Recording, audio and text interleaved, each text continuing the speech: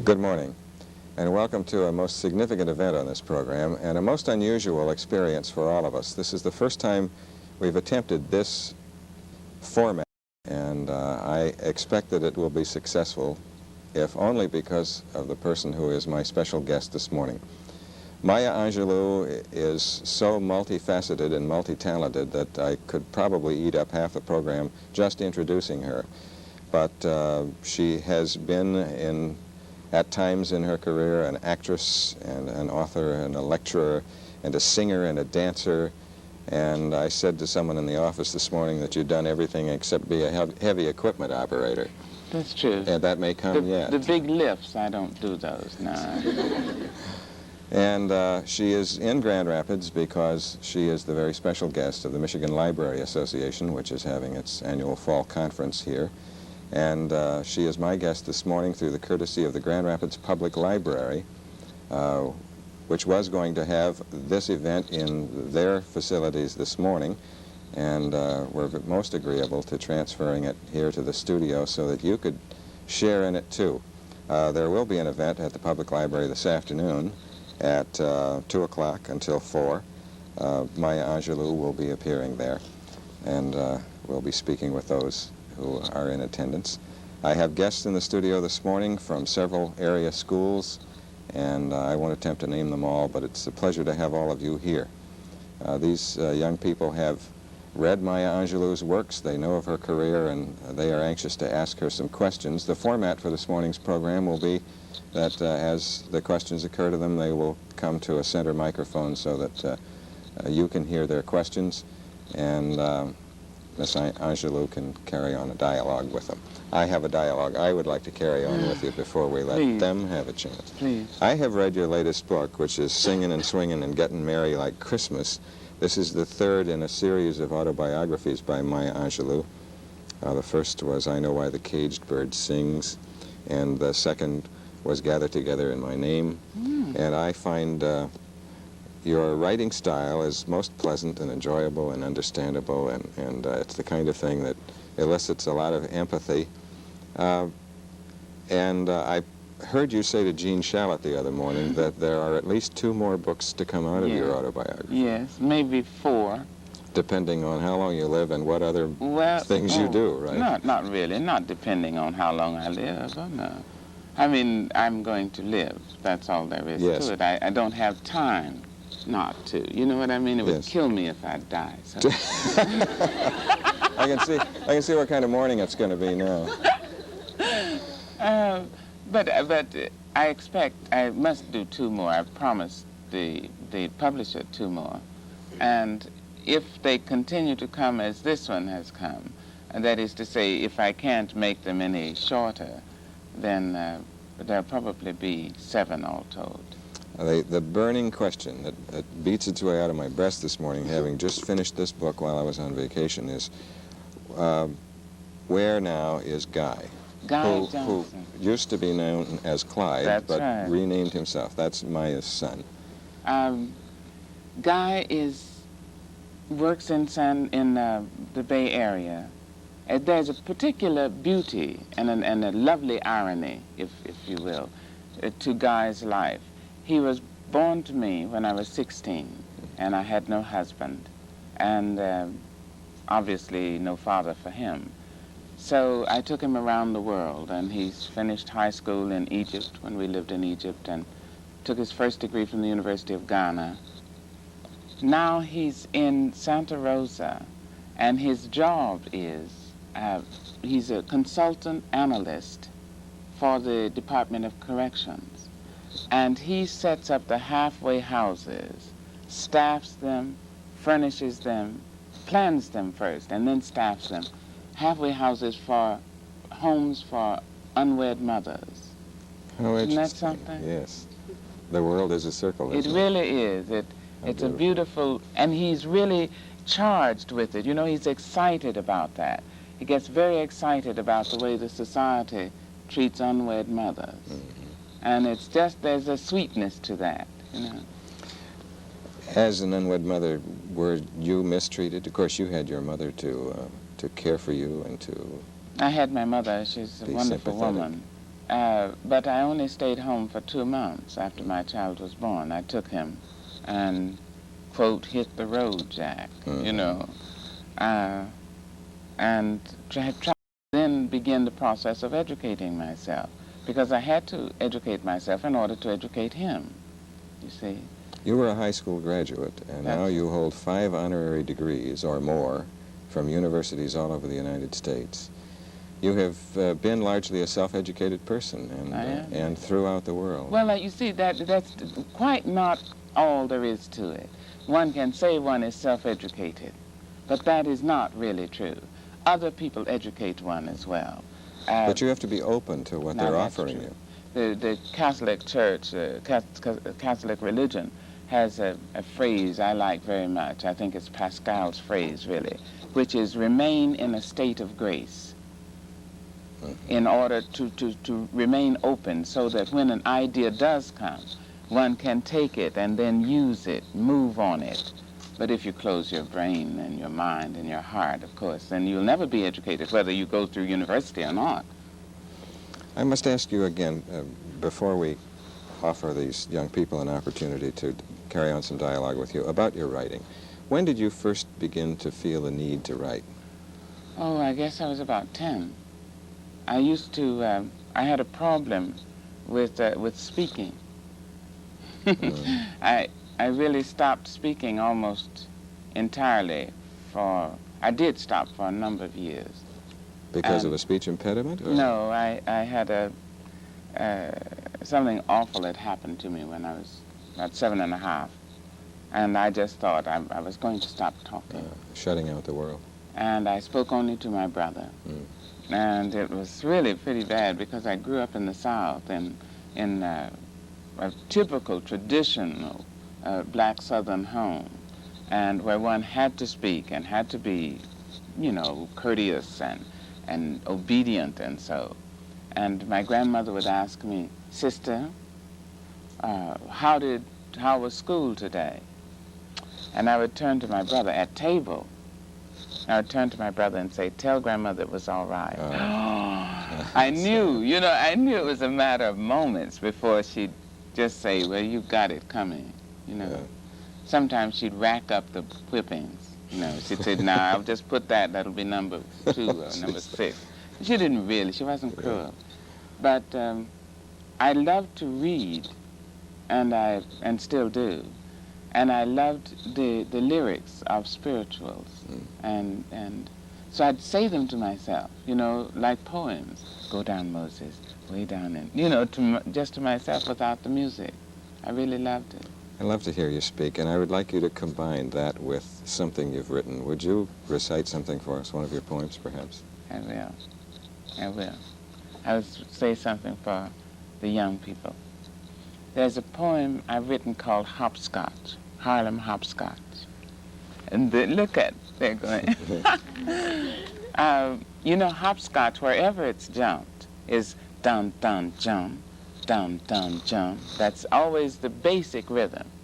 But underneath that rhythm are other rhythms when it's jumped in Harlem. And that's whether it's Harlem, New York, Harlem, Grand Rapids, Harlem, Chicago, you know. So that the rhythms become dun, dun, junka, dun, dun, dun, jump, dun. Then what the young people are thinking who are jumping hopscotch, if they jump hopscotch in Harlem, I suggest they're thinking other thoughts than those who jump it on Fifth Avenue. In New York City, Fifth Avenue, you know what that means in Grand Rapids, whatever. So my poem is Harlem Hopscotch. It is 1 foot down and hop, it's hot. Good things for the ones that's got. Another jump now to the left. Everybody for himself. In the air, now both feet down. Since you're black, don't stick around. Food is gone, rent is due. Cuss and cry, and then you jump too. Everybody's out of work. Hold for 3 and then twist and jerk. Cross the line, they count you out, but that's what hopping's all about. Both feet flat, the game is done. They think you lost, and I know you won.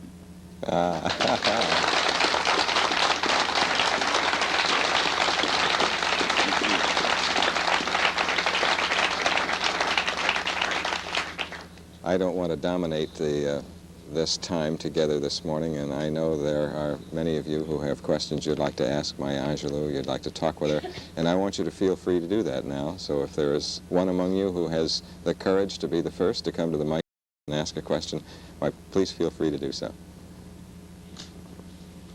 Hi, I read your book called Gather Together My Name, Yeah. and I like the format. Do you think that hurt you in any way? Like, you know, by the things that you wrote and the vulgarity or whatever that you had? The vulgarity? Thank you. Thank you for the question. It was painful to write it. Mm-hmm. The question was that this young woman read Gather Together in My Name. It was the second in the series of autobiographies, and it was a painful one because I had to admit some of the things I did as an 18-year-old, and they were pretty unsavory. They were painful to do them, and even more painful almost 30 years later to write about them, because I had a son, a husband, a mother, a particular position in the United States and in international world.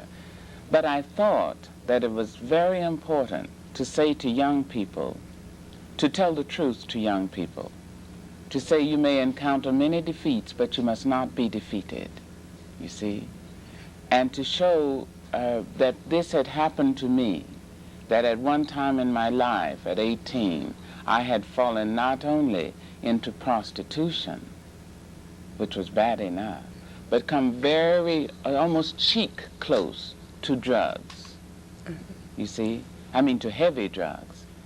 Now, when I talked to my family about saying this, they were all around. I called them all to my house.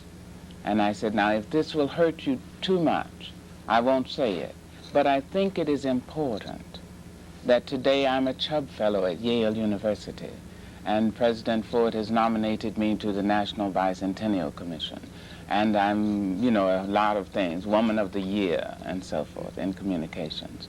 But I needed to say that. So my mother said, after I read it, that chapter, she said, the truth is painful sometimes, but it can be a means of growing. So tell it. My brother said, it is the truth, tell it. But my son got up and came to the sofa where I had been sitting, and he's 6'4", and he put his arms around me and my husband and just pulled us close to him, and he said, you are so great. You are so great. Please tell it. All right? Thank you. Thank you. I think it is important to tell Yes, you see, I think what you're made of. Exactly. How did you come so painfully to this place, you know? And to be able to say to young people, especially today, I'm coming, especially today when people lie so much, and they would have you believe all of their lives they've been winners. Baloney, I say, and salami. Go on. At the age of 18, what brought you up out of this thing, out of prostitution? What special force? It was love, really. My brother, in particular, who said, I thought I was doing something for a man who was going to marry me, you see. You know, he had told me that he was in trouble and he really just needed a little help, and if I would only do this, it would help. And what I wanted was a picket fence. You know, I don't think I wanted the man so much as I wanted a house with a picket fence and baking apple pies forever. I guess from morning till night was a part of my dream. My brother, who was only a year older, said, you know, this is a lie. And not only is it a lie and is he using you, but I will deal with him personally and violently myself. But once it was really said to me, I could see it. You see? But it's always love that heals, not desire necessarily, or need, or greed, or want, but love. I just want to say it's great that you have a brother like that. I'm blessed. Thank you. It's a significant remark. Hi. Good morning. What has been the most important thing that has happened to you in your lifetime? In my whole life, Uh-huh. I think after being born, which is nice, you know. It's a good start. It was a good start. After that, having my son is, it's been the most important single thing that's happened. Because of that, I've had to educate myself, and I've met a lot of people and traveled a lot of places and dared a lot. Okay. Okay? Thank Yeah, you. he's grown to be that important, but did you feel that way in the beginning? Yes, he was fantastic. I just couldn't believe that mystery. Yeah. Yes, sir. Before the show, we were told that you had acted, and I was wondering how extensively you have acted and in what type of theater. Well, I try not to act at all. I fall into roles sometimes. I've just completed a cameo role in Alex Haley's new film, Roots, which is just a cameo part. I play the grandmother of the boy who is taken out of Africa. Mm-hmm. I did a play on Broadway about 3 years ago, a two-character play. It was called Look Away. Geraldine Page was the other actor. Mm-hmm. The play was directed by her husband, Rip Torn. I got the Tony nomination for that. Some years ago, I played in The Blacks, off-Broadway, Jean Genet's play, The Blacks. Mm-hmm. And that original company was Cicely Tyson, Roscoe Lee Brown, James Earl Jones, Godfrey Cambridge, me, Lou Gossett, Charles Gordon. It's incredible. I try not to act. I write plays, and I write television series and so forth. And I have a play going off-Broadway starting January 15th. It goes into pre-production, which I've written, and I've written the music for it, and I directed it. So, but I try not to be on that side of the footlights, you know. I was also wondering, do you really enjoy acting? Not really, see.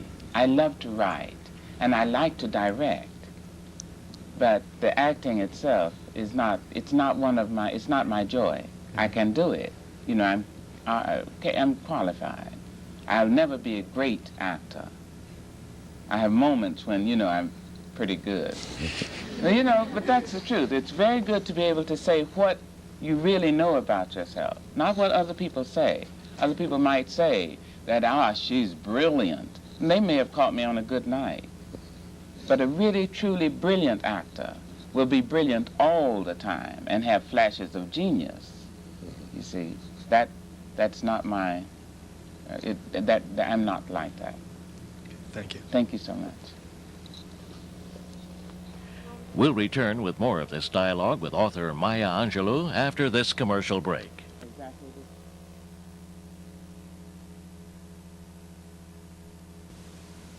We've been telling you about Acme Betting Company's quality betting and unique factory store marketing approach for 30 years.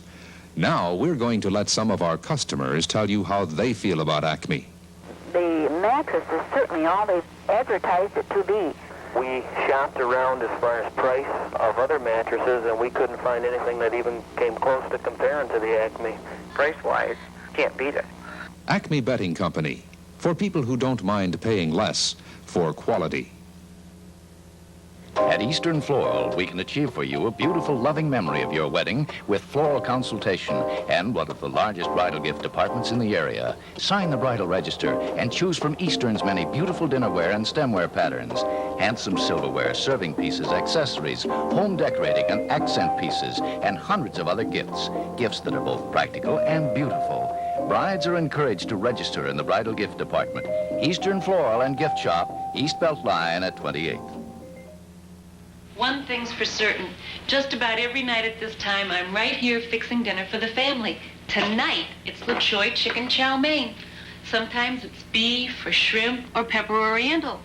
Heat the meat and gravy from the top can and add the crisp oriental vegetables from the bottom can. Serve it with luk choy chow mein noodles or rice and luk choy soy sauce. Just think of it. Luk choy makes Chinese food. Swing American. Think of it. As a tax-paying citizen, you have a right to a defense system second to none.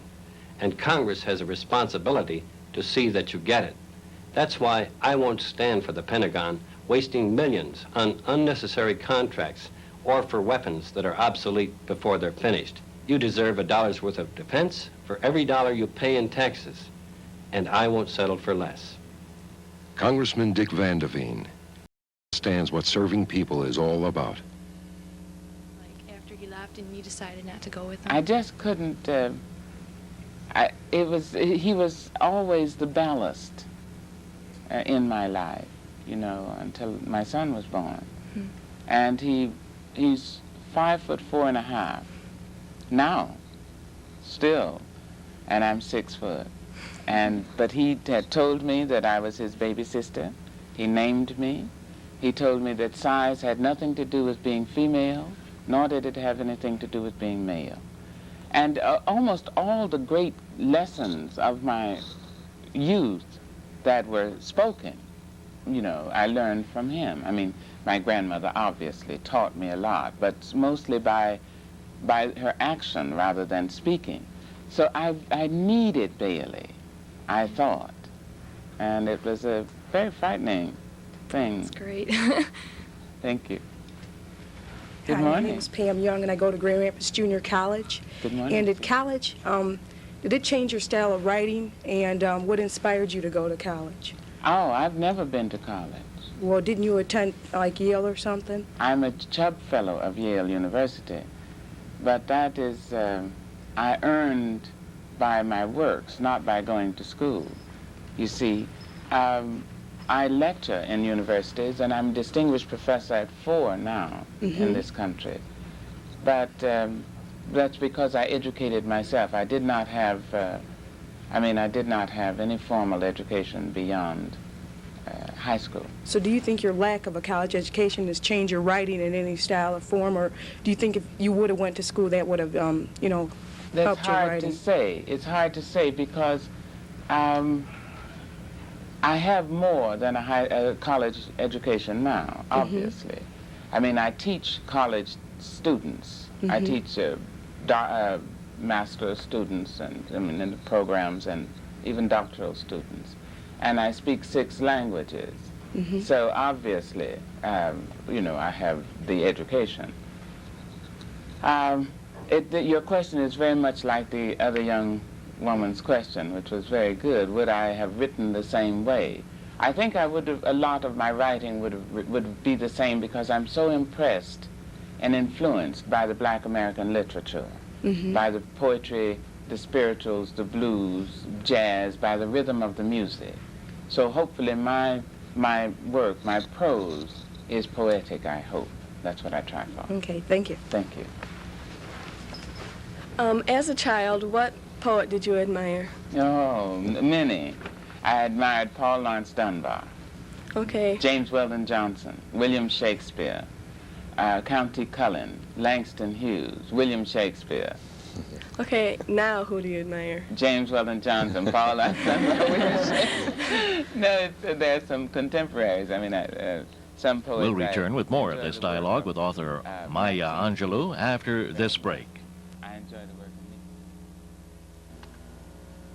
Now you can lose weight with one of the strongest appetite suppressants available without prescription. Dexatrim, 1-a-day time capsules.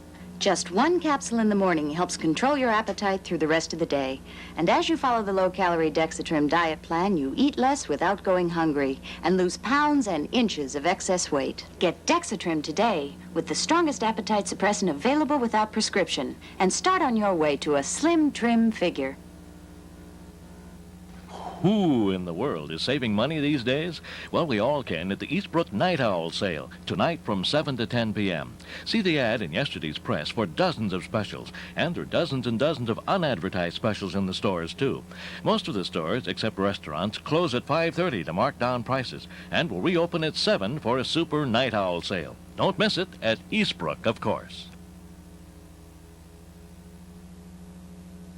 For a nice drive in the country with something rewarding at the end, you ought to drive out to Nancy and Bill Kessler's farmhouse in Wayland.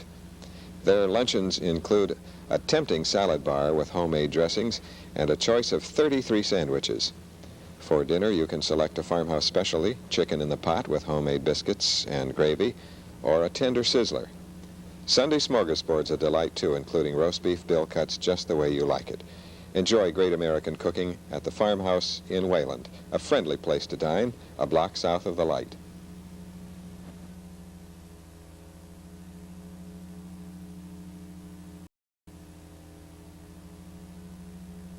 Flowers seen on the set of the Buck Matthews Show are provided from Molesta Floral of Grand Rapids. Buck's wardrobe is furnished from the men's department of Houseman's, downtown Grand Rapids.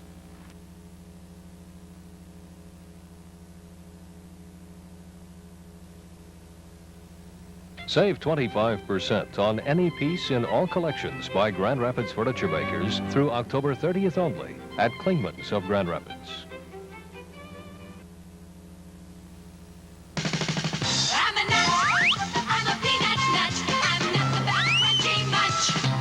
There's a fistful of peanuts in every crunchy bar. Munch.